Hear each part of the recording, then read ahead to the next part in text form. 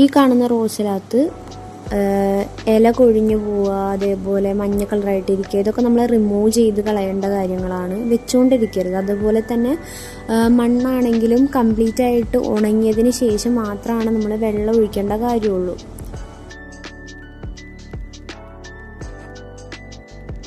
ഈ റോസയുടെ ഒരു കമ്പാണ് ഞാൻ മാറ്റി നട്ടിട്ടുള്ളത്. അപ്പം ഈ കാണുന്നതാണ് മാറ്റി നട്ടിരിക്കുന്ന റോസ. അപ്പം ഇതിനകത്ത് ഇനിയിപ്പം ഈ കാണുന്ന ഓരോ നോഡുകളിൽ നിന്നും പുതിയ പുതിയ ഇലകൾ വന്ന് തുടങ്ങും, മുളകൾ വന്ന് തുടങ്ങിക്കോളും. ജസ്റ്റ് കട്ട് ചെയ്ത് നമ്മൾ സാധാരണ റോസ നടുന്ന പോലെ തന്നെയാണ് നട്ടിട്ടുള്ളൂ. സാധാരണ മണ്ണിൽ തന്നെയാണ് നട്ടിരിക്കുന്നത്. വൺസ് ആ പ്ലാന്റ് ഒന്ന് നന്നായിട്ട് പിടിച്ചു കഴിഞ്ഞതിന് ശേഷം മാത്രം നമ്മൾ വളമൊക്കെ കൊടുത്താൽ മതി. ചില സമയത്ത് നമ്മൾ കടകളിൽ ചെന്നിട്ട് ഒരു പ്ലാന്റ് ഉദ്ദേശിച്ച് പോയിട്ട് നമുക്ക് ആ പ്ലാന്റ് കിട്ടാതെ വരികയും അവിടെ കണ്ടിഷ്ടപ്പെടുന്ന ഒരു പ്ലാന്റ് നമ്മൾ വാങ്ങി കൊണ്ടുവരികയും ചെയ്യില്ലേ, അങ്ങനത്തെ ഒരു പ്ലാന്റാണിത്. ഇത് ഞാൻ റോസ വാങ്ങിയ സമയത്ത് എനിക്ക് കണ്ടിഷ്ടപ്പെട്ട് ഞാൻ വാങ്ങിയതാണ്. ഇത് 3 കളർ അവിടെ ഉണ്ടായിരുന്നു. അതായത് പിങ്ക്, അതല്ലാണ്ട് ഇതിൻ്റെ തന്നെ ലൈറ്റ് പിങ്ക്, ഡാർക്ക് ഒരു പർപ്പിൾ കളർ ഉണ്ടായിരുന്നു. പക്ഷെ ഞാനൊരു മീഡിയം കളറാണ് എടുത്തത്. അതിന് പറ്റിയൊരു പോട്ടും കണ്ടുവച്ചിട്ടുണ്ടായിരുന്നു.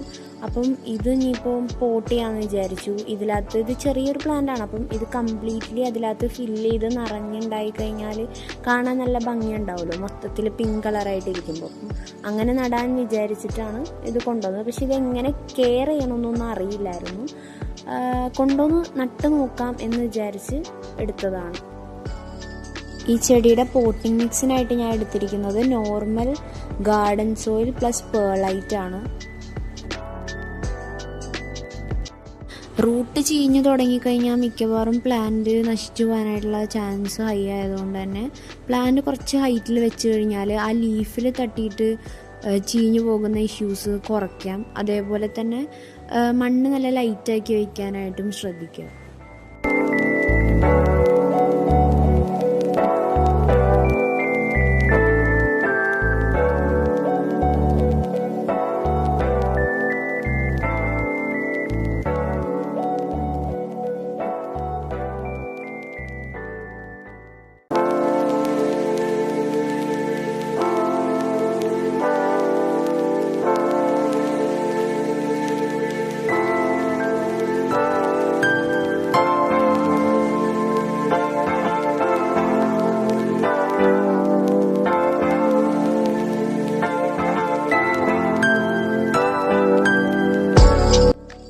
പ്ലാന്റിനെ പറ്റി കൂടുതൽ ഇൻഫർമേഷൻ ഇല്ലാത്തത് കൊണ്ട് തന്നെ പ്ലാന്റ് എങ്ങനെ പ്രൊപ്പഗേറ്റ് ചെയ്യാമെന്ന് നോക്കിയായിരുന്നു.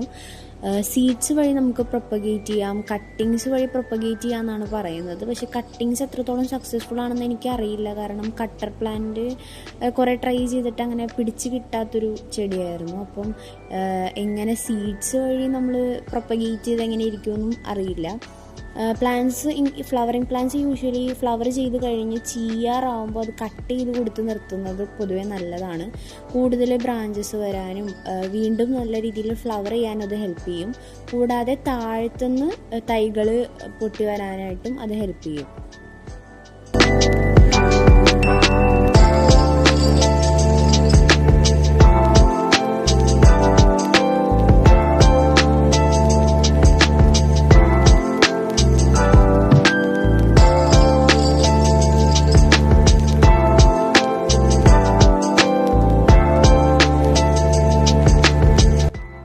അപ്പോൾ പ്ലാന്റ് ഓൾമോസ്റ്റ് പോട്ട് ചെയ്ത് കഴിഞ്ഞു. അതേപോലെ തന്നെ ശ്രദ്ധിക്കേണ്ട കാര്യം കൂടുതൽ വളങ്ങൾ കൊടുക്കാതിരിക്കാൻ ശ്രദ്ധിക്കുക. കാരണം നട്ട ചെടി അപ്പോൾ തന്നെ നമ്മൾ വളം കൊടുത്തു കഴിഞ്ഞാൽ അത്ര പെട്ടെന്ന് ചെടി നശിച്ചു പോകും. വൺസ് ആ ചെടി ഒന്ന് പിടിച്ച് വന്നതിന് ശേഷം മാത്രം വളം കൊടുത്ത് വിടുക. അതേപോലെ തന്നെ പൂക്കാതിരിക്കുന്ന സമയത്ത് വളം കൊടുക്കാൻ ശ്രമിക്കുക.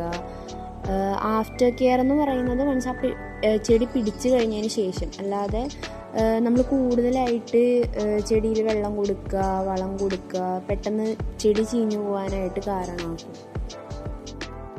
ഈ ഒരു ചെടി എത്രത്തോളം സക്സസ്ഫുൾ ആവുമെന്ന് അറിയില്ല. പക്ഷെ നമ്മൾ നട്ടു കൊടുത്തിട്ടുണ്ട്. ഈ പറഞ്ഞ രീതിയിലൊക്കെ കെയർ ചെയ്യുന്നതായിരിക്കും. അപ്പോൾ ഇനിയുള്ള വീഡിയോസിൽ അറിയാൻ പറ്റും എങ്ങനെയായി ഈ ചെടി നല്ല രീതിയിൽ ഞാൻ വിചാരിച്ച പോലെ തന്നെ ബുഷിയായിട്ട് നിൽക്കുന്നുണ്ടോ എന്നുള്ളതൊക്കെ. ഈ ഫ്ലവറിൻ്റെ ഭംഗി എന്ന് പറയുന്നത് തന്നെ നിറഞ്ഞ് പോട്ട് നിറഞ്ഞ് ഫ്ലവർ ചെയ്ത് കാണാനുള്ള ആ ഒരു ഭംഗിയാണ്. അപ്പം അങ്ങനെ ഭംഗിയിൽ നിർത്തണം എന്നുണ്ടെങ്കിൽ കുറച്ച് നീളമുള്ള പോട്ട് തന്നെ എടുത്തിട്ട് സ്പേസ് വിട്ടിരിക്കുക. അതായത് തൈകൾ വരാനായിട്ടുള്ള സ്പേസ് വിട്ട് കഴിഞ്ഞാൽ അത്യാവശ്യം തൈകൾ വന്ന് നിറയെ ഫ്ലവർ ചെയ്ത് കാണാൻ നല്ല ഭംഗിയുണ്ടാവും.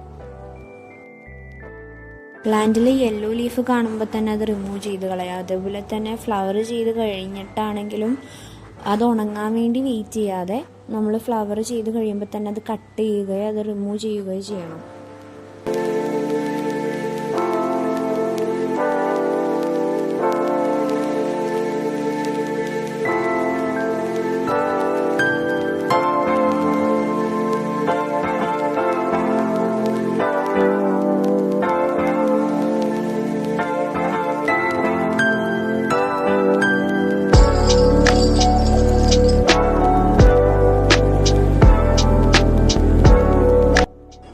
ഈ കാണുന്ന സ്പേസിലേക്കായിരിക്കും ഇനി ഇതിൻ്റെ തൈകൾ പൊട്ടി വരിക. അപ്പോൾ ഇനി അടുത്ത വീഡിയോയിൽ കാണാം.